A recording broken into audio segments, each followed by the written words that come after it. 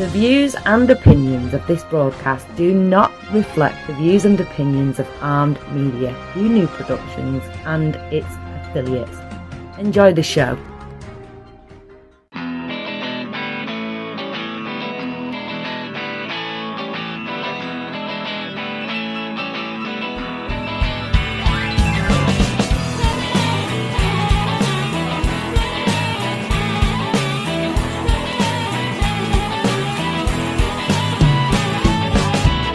Teflon Pan Man. I'm the Teflon Pan Man.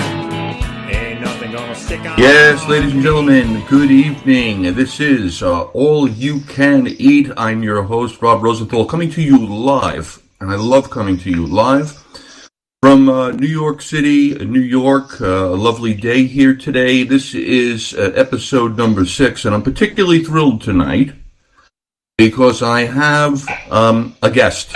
And not just any guest. I really consider her a special guest, and I'll tell you why. She's one of the most talented and prolific and knowledgeable food writers working today. And I'm not prone to hype, and I'm not easily impressed, but I'll give you a little background so that you know. She's a columnist for the Wall Street Journal, a contributor to GQ and Bloomberg and Food 52 and Zagat and others.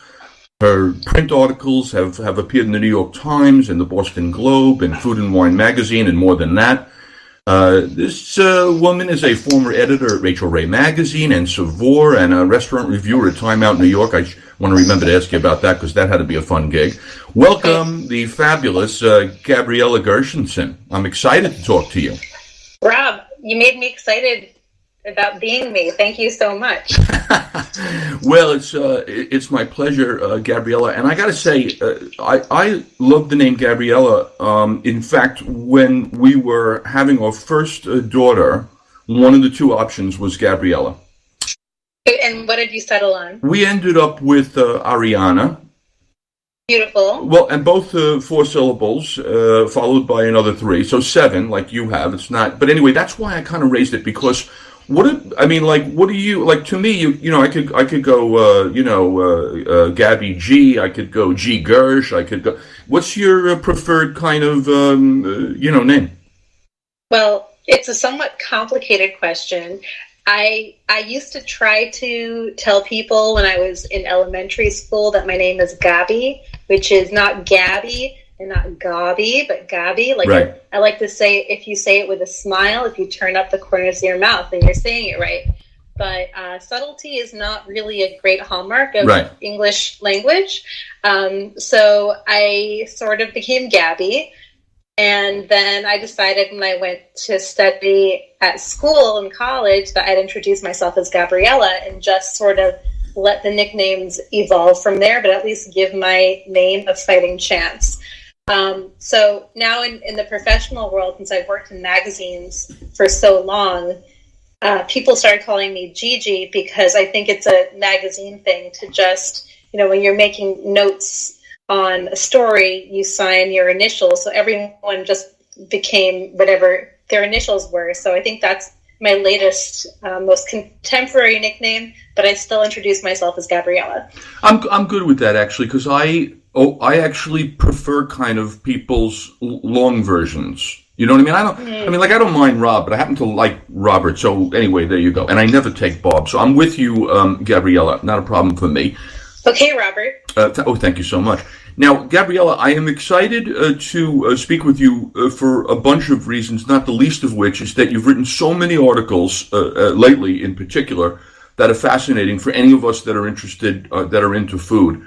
But speaking of, speaking of kind of your youth, I wanted to just start with talking first about you rather than the work. We'll get to that, and I will say that the connection, to food started early for you, as it does for so many of us. Tell people about your kind of, childhood upbringing, how you came to experience food at an early age. Well, I grew up in a household where my mom was really teaching herself how to cook professionally. My parents are immigrants from the former Soviet Union. My mom is born in Riga, Latvia, and my father is from a part of Russia that he calls Siberia for all intents and purposes. Right. They met in Latvia when they were both living in the city. They immigrated to Massachusetts, and then my mother was really connecting with her love of food and cooking and started to cater pretty early on. And actually, my avatar in my Instagram photo is a picture of me from a story in the Worcester Telegram, because my parents immigrated to Worcester, Massachusetts. Right. And it's a little close-up of me sticking my fingers in a cake that my mother made for a story that was about her and her cooking called From Russia with Love.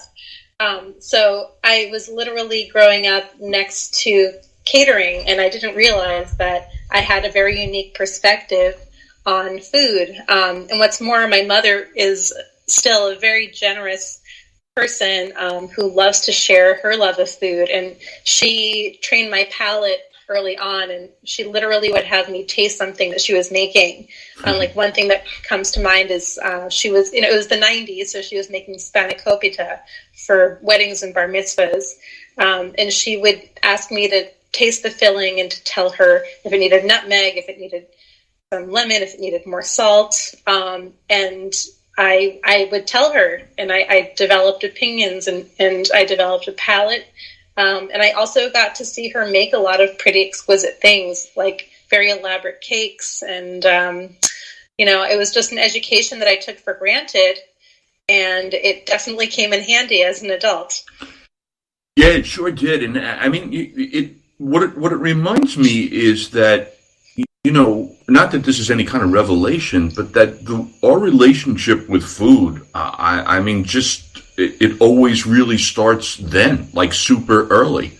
That's where, your food memories come from. And I think your inherent kind of like interest to the degree of fascination in food itself, in the subject, Yes, and it's funny because I'm thinking about how Ruth Reichel was writing about how her mother had, sort of introduced her to the dark side of food. And there was I think she wasn't a very good cook, and she didn't really care if something was fresh or had gone bad, if I'm remembering correctly. I think she wrote about this in her first memoir. Yep. So, a horrific early food experience could be just as formative as a really positive one. And I'm happy that I had a positive one. Yeah, it's funny. I actually, in the oddest possible coincidence, read that Ruth Reichel book, and I now have vivid recollection of that, and I can't figure out why, for the life of me, given what she was surrounded with, how it was that she came to appreciate food in the way that she did. But she sure did, and well, she was educated in Montreal. I think she went there for private school, and she grew up in New York, so maybe that contact with just great food cities helped. Yeah, I think I have some recollection of her experiencing food in France, in Paris, and how enlightening that was, and how amazing that was for her as well. The thing that I recall, though, in my little bit of due diligence, is that when I think of where your mom came from, your parents, I'm thinking generally about food that feels to me like it should be heavy and rich and sweet. But your mother sent you to school with she was like a very early adopter in terms of like the better food and ingredients. Like she literally sent you to school with peppers and stuff like that. Yeah, well, there was a double whammy happening when I was a child.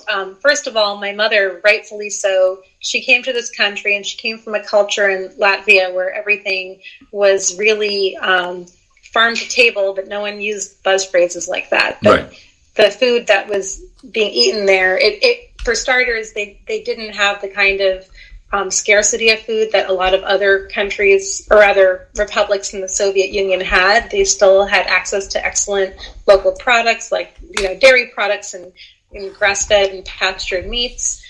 So she was raised eating like a very wholesome, locally grown, delicious, simple diet. And then she came to this country, and she started to get headaches when she ate meat, and she sampled a lot of the mass-produced foods, but then quickly caught on to the fact that they just were not good and they weren't nourishing. So she was an early adopter of the health food movement, and in the 80s, she and my aunt belonged to a food co-op, and they would just, pick what they wanted to order from this like catalog that looked kind of like a little tiny like phone book. I remember the paper quality, and we would, we would eat natural food and health food, and she was packing up like cut up green peppers for me to take to school. And I still love raw green peppers, but I had this stigma of being the health food girl, but also being sort of like the immigrant kid. Even though I was born in Worcester, there was still a lot of assimilation that had yet to happen when I was a kid. So I was not, it definitely built character, and I definitely know good food from bad food and healthy food from unhealthy food, but it was a little bit of a cross to bear. Well, on the other hand, it expanded your palate in all directions. So That's true. You got that working for you. Now, you mentioned Montreal when you talked about Ruth Reichel. So you go to college in Montreal, and you've written a number of times about Montreal, and I remember seeing something even recently. I see you as kind of a Montrealophile. What did you discover about that city that brings you back, that's fascinating to you?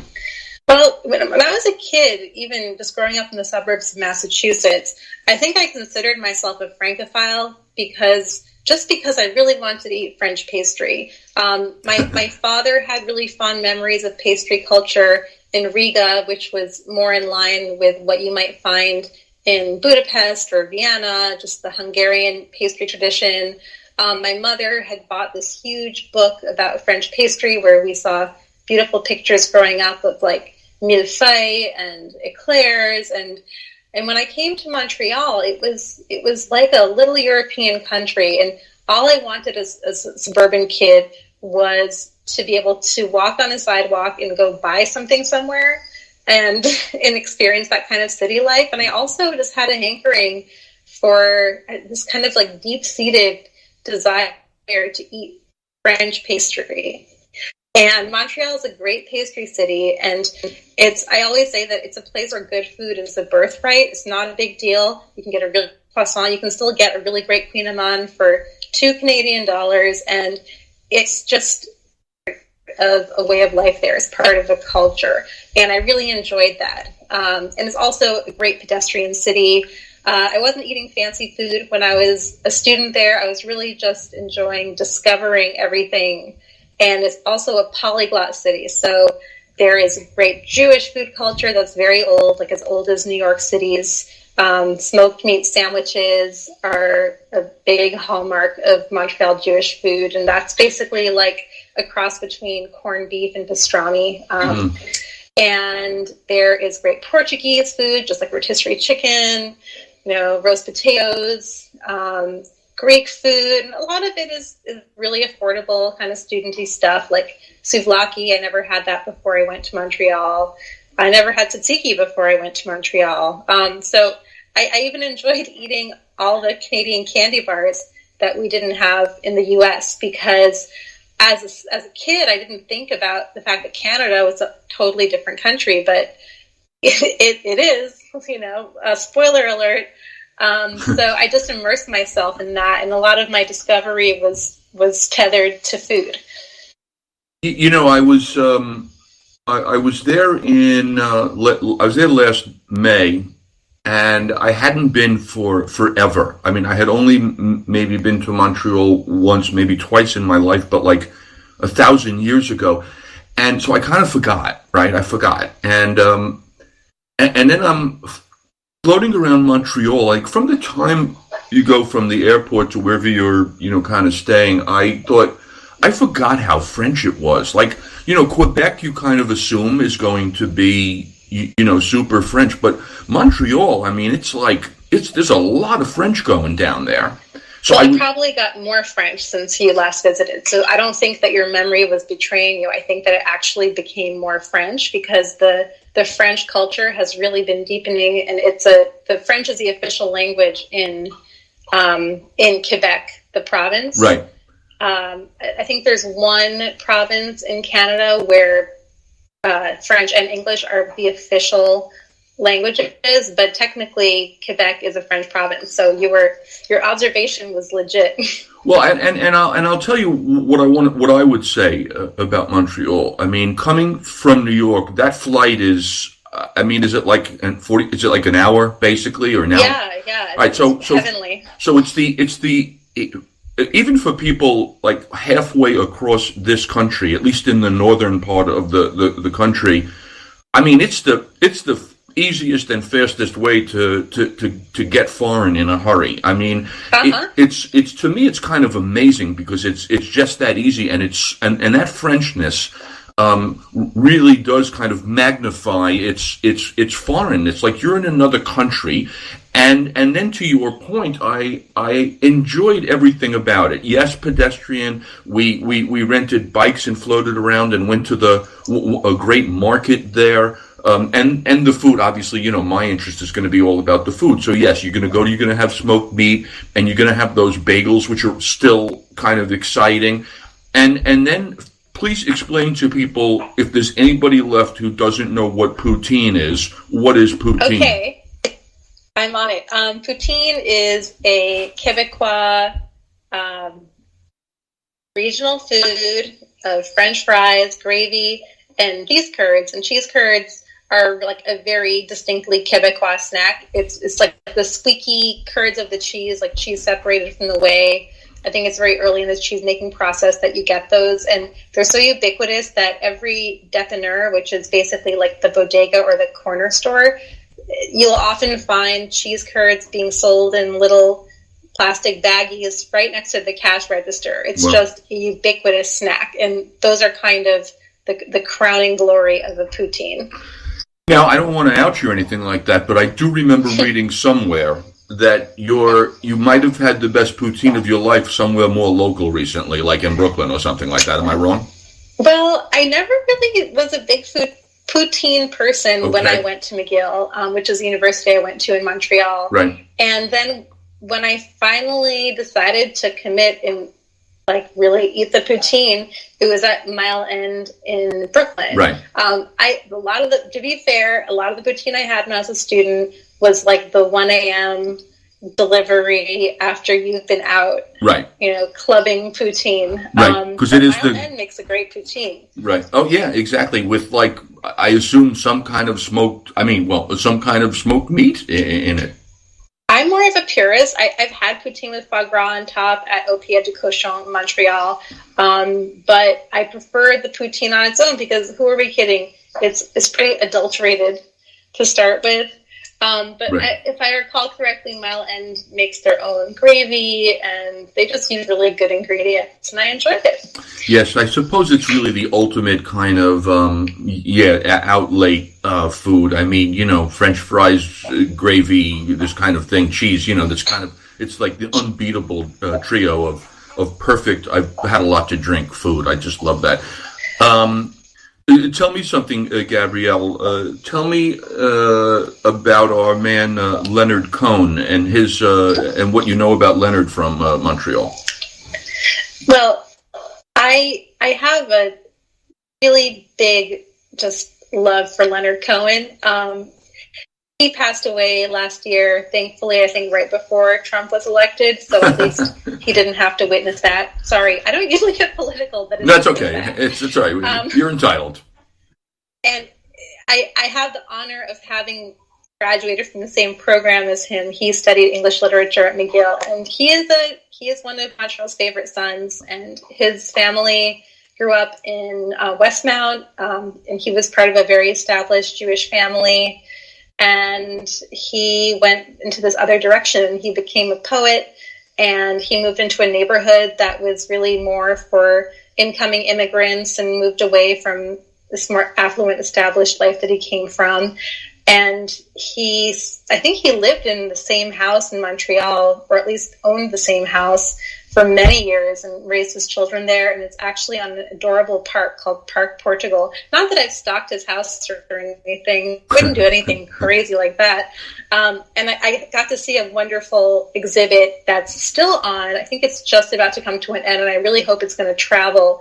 It's an exhibit of Leonard Cohen and his music, his influences at the Contemporary Museum of Art in Montreal. And there's also, if there are any other Leonard Cohen fans out there, Montreal's a great city for public art. They have a mural festival every summer. And there are these two remarkable murals of Leonard Cohen. One is downtown on Crescent Street. One is on Saint Laurent in Mile End, which is actually it's a little bit south of there, but really close to Schwartz's Deli. And they're just these huge, huge murals of Leonard Cohen just looking down at you from this like 5-story, 12-story building. It's just remarkable, literally watching over the city. So yeah, he definitely was an inspiration on this last visit. I was just there about a week ago. If where would people take a look to find some of your writing about Montreal? Do you what's the best place? Well, I literally did a very detailed itinerary for anyone who wants to take a weekend off. In the Wall Street Journal, I wrote for their Take Monday Off column. It's in the off-duty section. It ran last summer, and I really had an eye toward Montreal when it's warm out, which is a glorious time to go. And I highly recommend that if anyone wants to just have a really great, action-packed, delicious weekend, they check out that story. And I also wrote an itinerary for Montreal for GQ.com. They have a fun recurring column called Where to Take Her. And the idea is that you're going to wow this person in your life with a great, great visit to another city or place. So I gave a cheat sheet to a great weekend in Montreal for GQ.com. I like it. And, just while we're on the subject, for anybody that wants to find you in general, you are Gabi, G-A-B-I, Writes, W-R-I-T-E-S, at Gabi Writes on your kind of Twitter and Instagram. Am I accurate about that? Okay, good. Correct. Now, speaking of writing and articles and journalism, you did some editing in your life.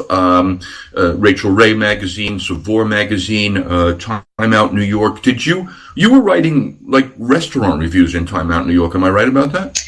Well, actually, I was editor of the dining section, okay. So I started out as a staff writer. I was doing more features types of things, and then I became the editor of the section. I did write some small reviews, but I actually had the pleasure of working with Jay Cheshis, who is a really accomplished writer, and he was the restaurant critic under my tenure, and then for many years after me too.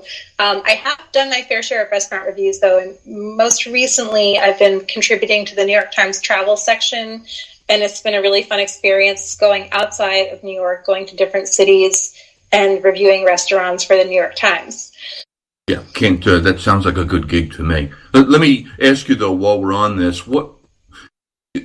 speaking of kind of magazines, I sometimes find myself telling people, it's kind of obviously meant to be jokey, that magazines are these things that used to be on paper and they would come in the mail. What's happening kind of in print journalism, like, especially insofar as it relates to kind of food journalism? Where do you, now that you're doing so much stuff, in addition to what you do in print, so much stuff is showing up online, where do you kind of see the future of food journalism? Have you thought about that? Well, I just sort of take it as it comes. I always felt like my visual metaphor for my life in media has been I'm just jumping from one stone to the next in a rushing brook, trying not to fall in. Mm-hmm. And I guess my version of falling in would be working at a place that shuttered or just getting laid off, as so many people have been. I wish I had a sense in my crystal ball of what's happening with food journalism, but what I have seen during my career, which has been really interesting, is I got started in print because that's what you did at the time that I was beginning my career in the early 2000s. And then I've had this really interesting journey of watching the industry just change before my eyes and being part of that. So when I was full-time at Time Out New York is when Eater and Grub Street were emerging and suddenly became the competition for reporting on restaurant openings, when previously we were just competing with New York Times and New York Magazine. And then everything changed. And it's just been fascinating to see also who has been writing about food. That has changed. I remember the first James Beard Awards that I attended. I was surrounded by people probably 15 to 20 years my senior and up, and I felt really out of place. I was in my 20s. And now I'm the old person. I'm no longer in my 20s, and I'm surrounded by people who are young and cool, and it's a pretty, not as diverse as I think a lot of people want it to be, but definitely more diverse group than it was when I started out. And it's just, the game has literally changed. And so I guess far be it from me to say what's next, but I do think food writing is really robust, and that there is a place for people of many different talents, whether you're recipe developing, whether you're writing more personal stuff. I think there's a lot of opportunity out there, even though you got to kind of make your own way, because there's no one clear path when it comes to media. I hear you. That's good. That's a good explanation. I thinking about kind of going out, dining out, restaurants. I'm seeing a lot. Like, for example, I'm thinking about like trends that are kind of common. I went out last night for Korean food because I'm deeply in love with it, and I have been for some years. It's like I find that Korean is kind of exploding as a trend. I'm seeing a lot of what I would call kind of Jewish and Israeli food, whether it's cookbook author like Yodam Adelengi or Alon Shaya in New Orleans, Zahav in Philadelphia. Even I just read today that Fred's, which is the restaurant here at Barney's in New York, is now serving like a Friday night, kind of Jewish meal. Talk to me a little bit about what you're seeing out there in terms of restaurant trends, and then let's segue instantly into your totally fascinating article on let me just get it 100% right, because I just love the title of it, 100 Most Jewish Foods. I just love that. We'll talk about that. That was a very deliberate choice to say the most Jewish, not the best. Yes, obviously. Restaurant trends. I used to be Ms. Restaurant when I was working at Time Out. I knew every single thing about what was going on in the restaurant world. Now I'm more of a home cook. Part of it has to do with being a freelance writer. You just have a different lifestyle, and part of it has to do with having worked for recipe-driven magazines for the last 7 or 8 years. But I do think you're totally right. I think Korean food has really just established itself as just kind of, in a way, like Italian food is just the favorite cuisine of Americans and has been for a long time. I think that Korean food is just continuing to gain primacy, and it's really interesting to watch, and it's definitely delicious. And Israeli food, for sure, it's a very interesting evolution, because Israel is a very young country, and a lot of the foods that are Israeli are, really come from all over, because like the United States and like so many countries, Israel is a polyglot country, and you have foods there that are becoming popular, but they're Iraqi Jewish foods, and foods that are more, like native to Arab settlement and the general, Middle East. You have foods that are Eastern European, not so much, but more Moroccan, Tunisian. So, yes, Israeli food for sure has a lot of shades of nuance, but we're seeing it all as Israeli food in this country, and people love it. Miznon is kind of an upscale, like chef-driven pita restaurant that's open in Chelsea Market. I've been to the one in Tel Aviv several times. There's one in Paris. It's hopping. It's like totally bumping. Every time I go there, it's like a party. I just had a conversation with Alon Shaya. He's opening 2 Israeli restaurants this year, one in Denver, one in NOLA. I don't think that the interest in that food is waning anytime soon. And it's just it's a very accessible, refreshing, soulful cuisine, and it's also, most of it is very healthy, and I think that really jives with a lot of the other trends we're seeing, from the acai bowls to the avocado toast. I think people like a vegetable-driven cuisine, and Israeli food is nothing if not that. Okay, perfect. A segue into the 100 most Jewish foods. What did you, in addition to contributing to this, did you edit this piece? It's in a tablet magazine for people that want to follow along. Did you edit this as well? Yes, I was working alongside Alana Newhouse, who is the editor-in-chief of Tablet, which is a really fantastic, super sharp Jewish magazine with one of the most gorgeous print editions I've ever seen in a really robust online presence. This was an online feature. I also worked with Stephanie Butnick, who's the deputy editor, and I was hired for this project, and it was just a dream. Basically, they do these really well thought out mega lists of Jewish books, Jewish songs, and Alana thought that Jewish food should be tackled because Jewish people are maybe more passionate about food than anything else.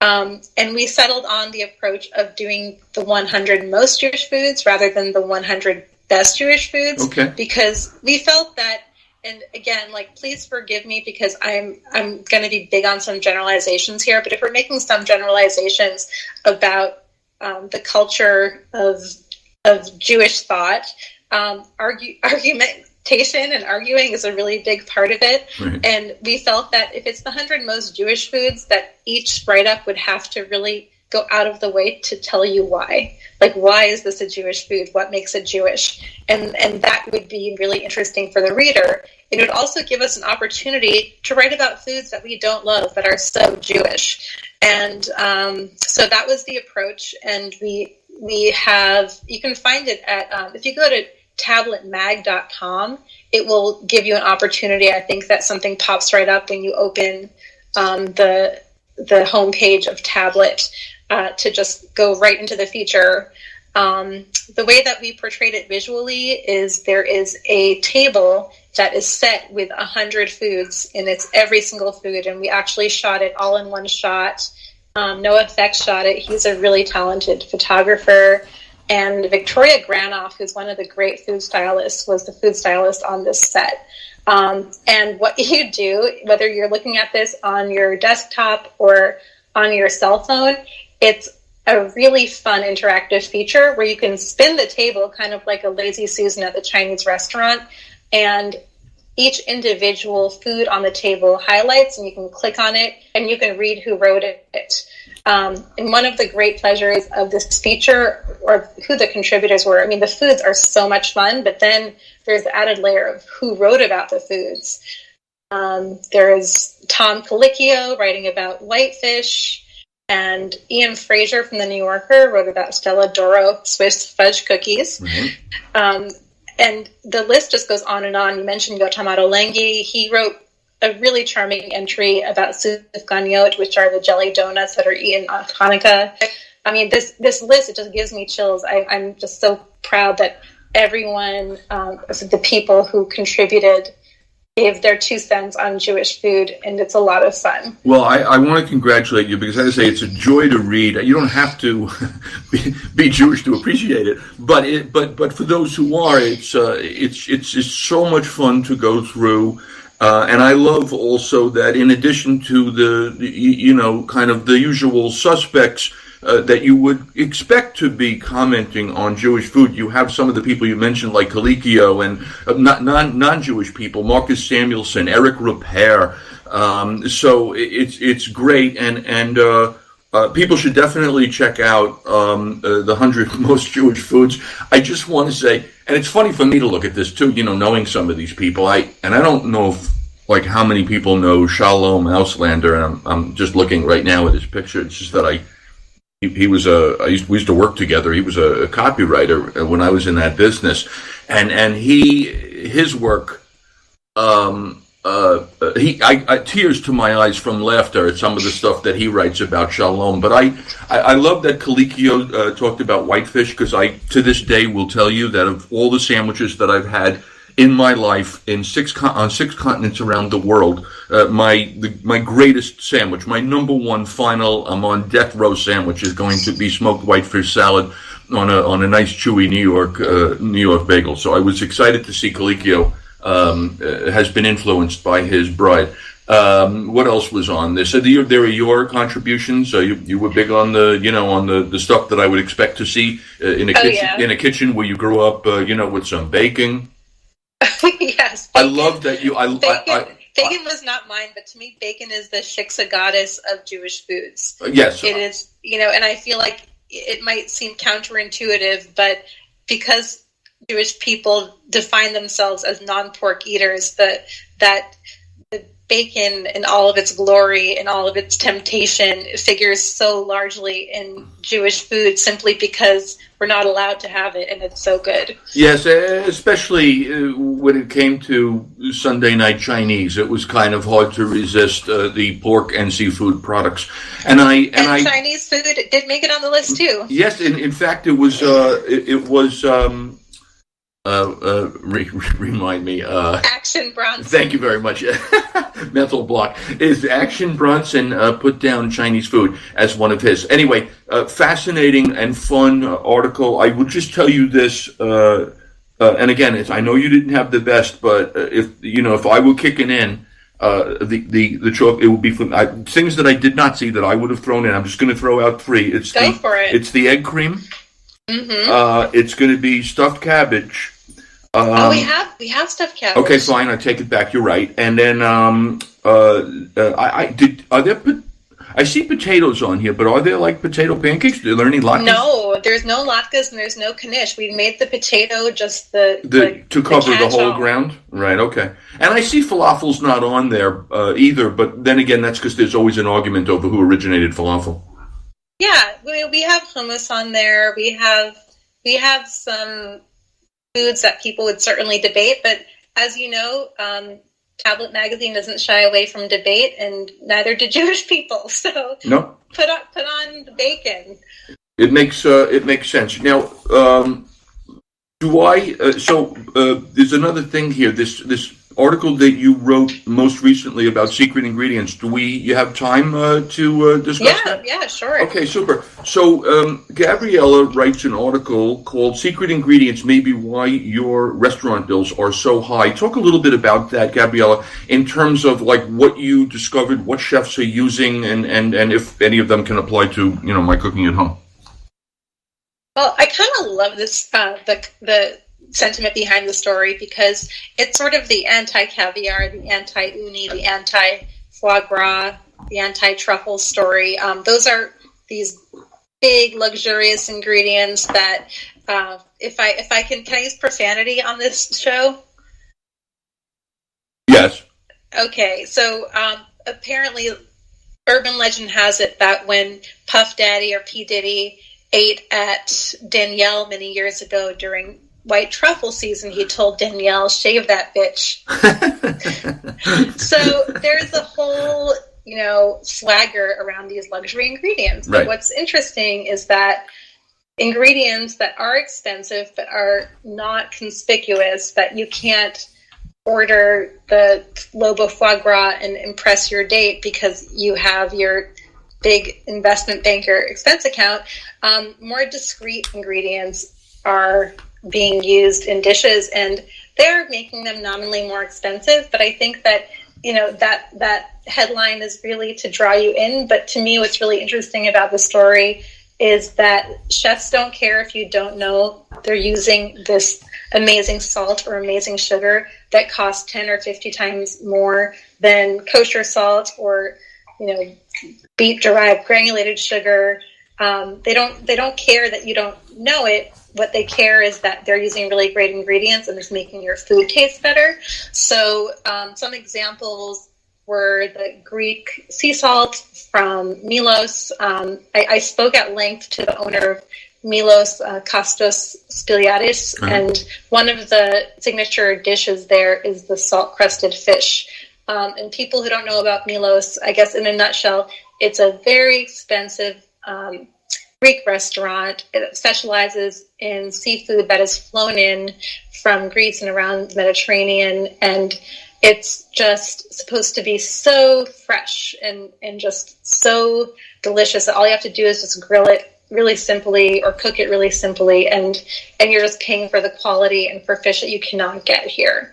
And the way he gets his salt is he actually buys part, if I understood it correctly, and I probably can't tell this the same way he would have because it was so charming listening to him, but he has this adopted home. It's Kathira, which is an island that is supposed to be very pristine, and it's an island where the residents still control their land, and they still control the seashore, and they auction off to residents every summer lots of the coast, and people can harvest salt in the summer. People who buy these plots can harvest salt.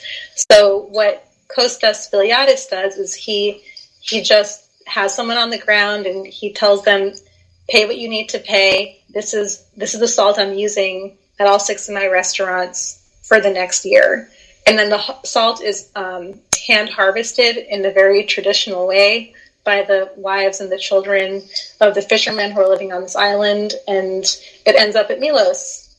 And the salt is not, apparently it's about 10 to 15 times the cost of regular salt, but he says it's a secret ingredient that makes his Greek salad amazing, that makes his fish taste extra good, and he goes to great lengths to procure it. So that's just one example of the luxury, everyday ingredients that might be making your restaurant dish a little more expensive. You have in the article, some other things. You have the honey vinegar, and you have the Japanese cane sugar and that. But I think what it points to is I always try to tell people when it comes to cooking, get the best ingredients you can, don't mess them up too much. And the fewer ingredients that you use, almost by definition, the more important those ingredients become. When you have a great piece of fish, and you're going to do it salt crusted, you could argue you might as well get the absolute best salt you can in the world. And the Greeks also have the advantage of having perfectly great, olive oil. And when it comes to a piece of fish, if all you have is that fish and great salt and olive oil and a squeeze of lemon, it doesn't really get better than that. Yes, you're absolutely right. And I think a lot of the foods that were called out in this story exemplify that. Like there's an olive oil that is used prodigiously at King Restaurant, which is an Italian restaurant downtown run by 2 young women who were cooking in London at River Cafe. And Kate Crater, who is the editor who I was working with on this story, she called out their borlotti beans as one of the best dishes she had last year. And it's beans, it's literally like one of the most humblest things you can eat. But one of the things that these women do, Claire DeBoer and Jess Shadbolt, the chefs, in addition to just really knowing how to cook beans, they douse them in this incredible Tuscan olive oil. Mm-hmm. And they said they go through several bottles a day.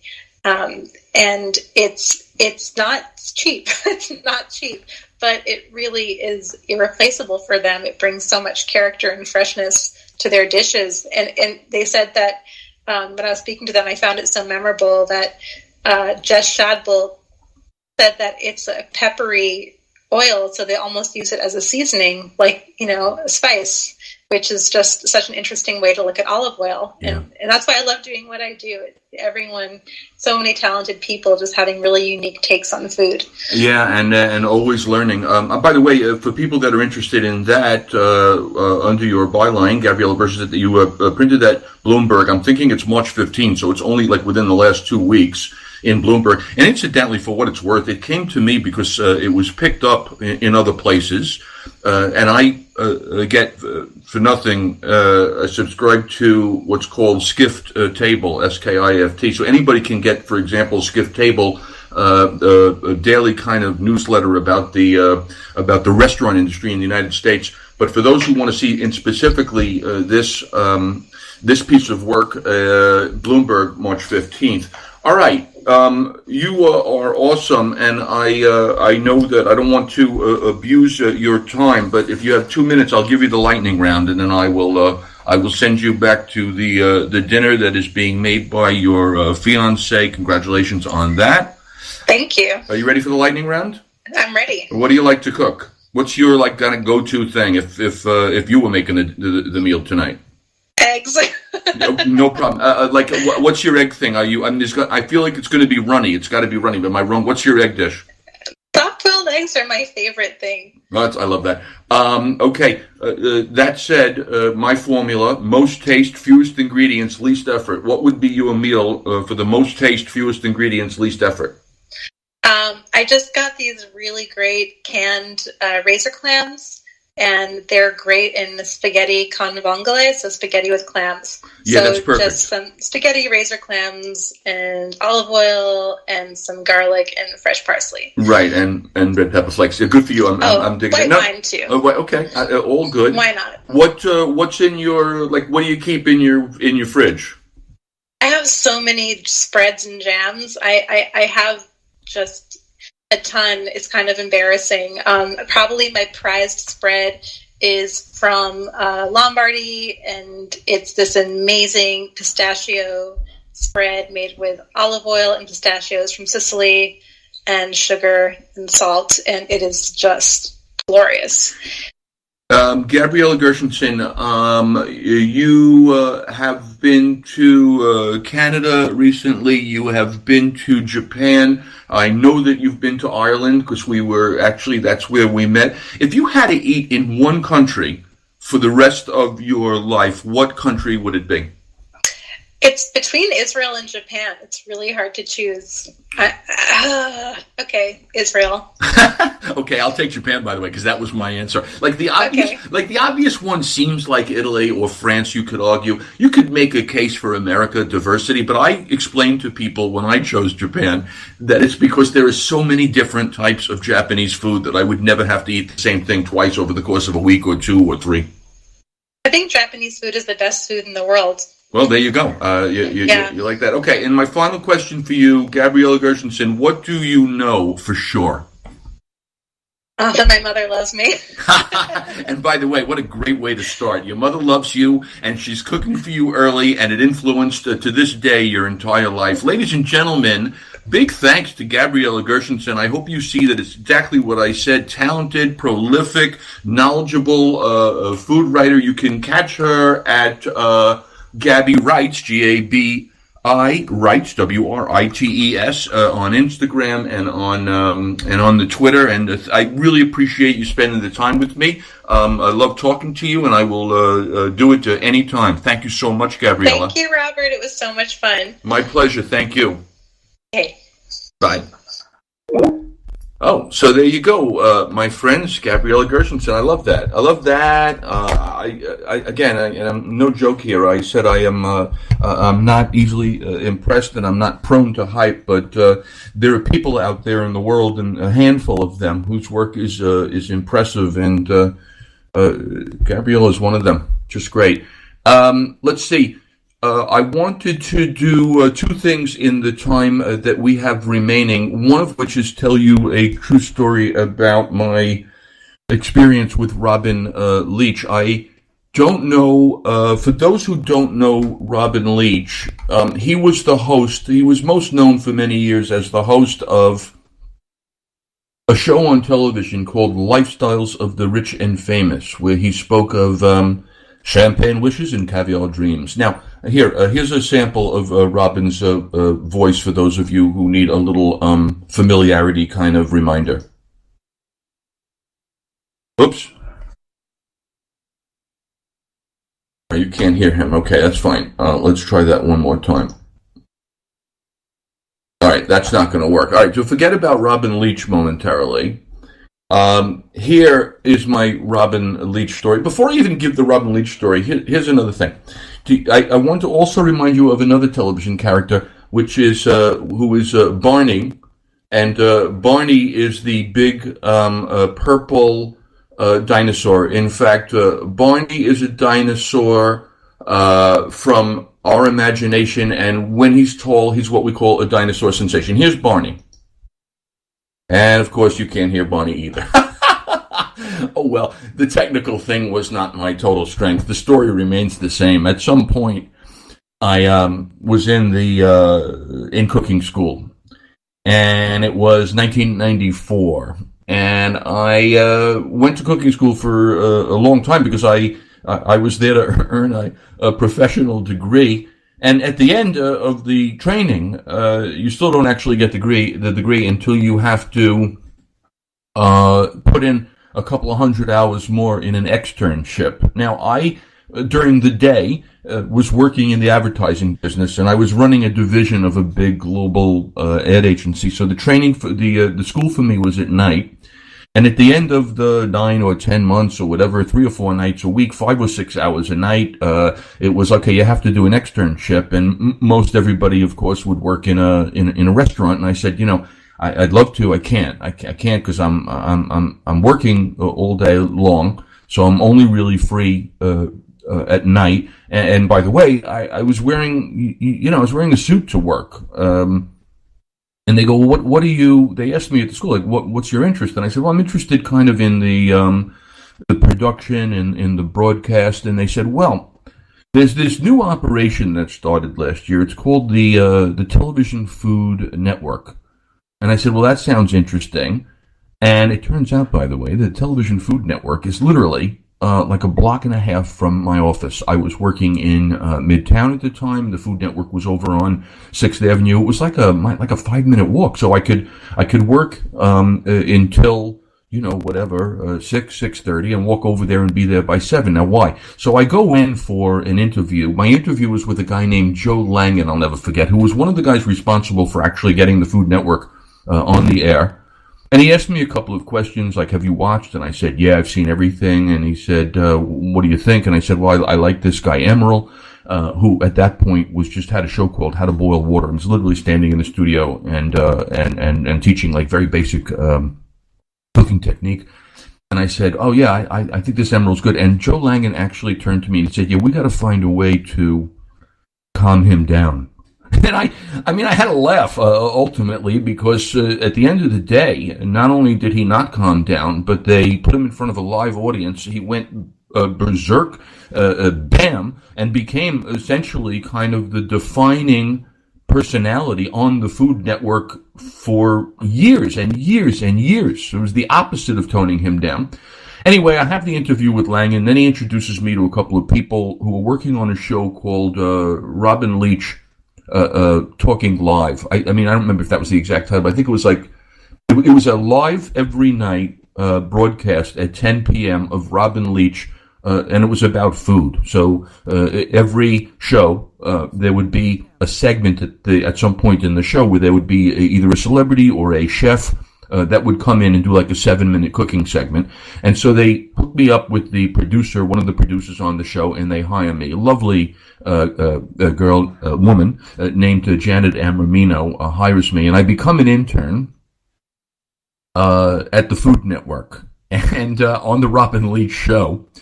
And then the first day or so that I'm there, Joyce, who was my boss, said to me, you're going to be meeting Robin. He's gonna be here soon. He's flying in from the airport. And so there I was, doing whatever it is I was doing, and you could hear, long before you could see Robin, you could hear him. Joyce! He was bellowing from the hall. Get me tea and cold medicine immediately. He was suffering from a particularly bad cold, had just come in from a flight. And this guy, by the way, was kind of nasal to begin with. Right? Honestly, he was nasal to begin with, and now it was magnified by the fact that he couldn't breathe.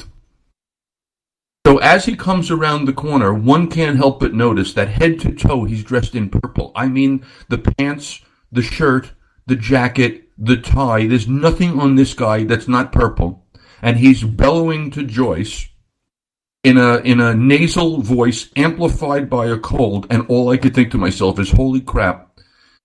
There is Barney. The guy literally looks like Barney. He's purple, and he's nasal, and he's yelling. And Joyce says, Robin, come over and meet the new intern, Rob. And he takes one look at me, and he goes, awful old for an intern. And it's true, I was in my 30s, and I was in a suit. And then it was only days later that he came back to me as he was about to walk on set and do a live show, and he said, I had no idea you were running an ad agency. That's very impressive. That is my Robin Leach tale. And as we come to by the way, and as we come to an end here, in the short time that we have, I don't want to miss out on the opportunity to do some recommendations. This week at Costco, coming to you from the Costco Ho, is a product called Bibigo, Bibigo. It is steamed dumplings inside are chicken and vegetable. You find it in the frozen section. And I'm not prone to the frozen. I'm not a big user of the microwave. But these chicken and vegetable dumplings steam in the tray in 2 minutes. And they are soup dumplings. I mean, like literally when you when you break open the dumpling, there's like soupy chicken and vegetable. They are really, with a little bit of quality soy sauce, outstanding. God, I love these things. And for those of you paying attention, because we talked about rugelach before, you're going to want to get some rugelach. I'm going to tell you where. Fresh Flowers LLC. That's Fresh, Flours LLC. Find it online. They're going to deliver rugelach and cookies. It's going to be packaged and personalized. Love that product. For those of you interested in something sweet, there is crack toffee, and there's a reason they call it crack toffee, my friends. It's so good that you will eat it like crack. And I just want to make a point. I discovered it before it became one of Oprah's favorite things. And then finally, if you're in the Jersey area, look up Cupcake Mama 517 on Facebook. Cupcake Mama 517. That woman can bake, and she will bake you a customized cake and cupcakes and fabulous things. Cupcake Mama 517 on Facebook. I love you people. I'll be back Wednesday at 8 p.m. Eastern on All You Can Eat. This is Rob Rosenthal. Remember, life is short. Never waste a meal. I'm the Teflon Pan Man. Ain't nothing gonna stick on